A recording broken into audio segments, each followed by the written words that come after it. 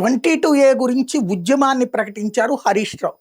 ఎలాగ ప్రజల సొమ్ము దోచేస్తారో ఒక్క యాదగిరి గుట్ట దగ్గరనే, యాదాద్రి దగ్గరనే 40,000 ఎకరాలు, హైదరాబాద్లో 1,00,000 కోట్ల రూపాయల విలువైన ఆస్తులు, మొత్తం తెలంగాణ మొత్తం దోచి పెట్టేసుకున్నారు.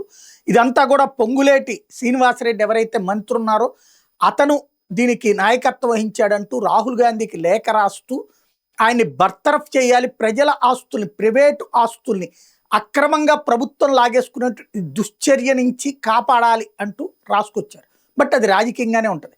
నిజంగా ఆ బాధితులు ఎవరు, వాళ్ళని రోడ్డు మీదకి రమ్మనమని చెప్పండి.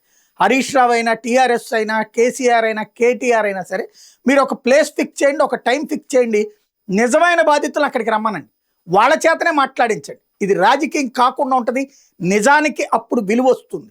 ఎందుకంటే ఈ 22A విషయంలో బాధితులు బోల్డ్ అంతమంది. ఎవడికాడు ఎవడో పోరాడాలి నా కోసం అనుకునేటప్పుడు ఎందుకు పోరాడాలి? మీరు అక్కడ రాజకీయం అనేటటువంటి కోణం ఎందుకు తీసుకెళ్ళాలి? కాబట్టి వచ్చినటువంటి ఎవరైతే బాధితులైతే ఉంటారో వాళ్ళందరినీ రమ్మనమనండి, ఒక ప్లేస్ ఫిక్స్ చేయండి, ఒక టైం ఫిక్స్ చేయండి, అక్కడికి వచ్చి అందరూ మాట్లాడమని చెప్పండి. దాంట్లో కొట్టక్కర్లా, తిట్టక్కర్లా, ధర్నా చేయక్కర్లా, రాస్తారు ఒక చేయక్కర్లేదు. అక్కడికి మీడియా అందరూ కూడా వస్తారు, మొత్తాన్ని అక్కడ లైవ్ ప్రజెంట్ చేయండి.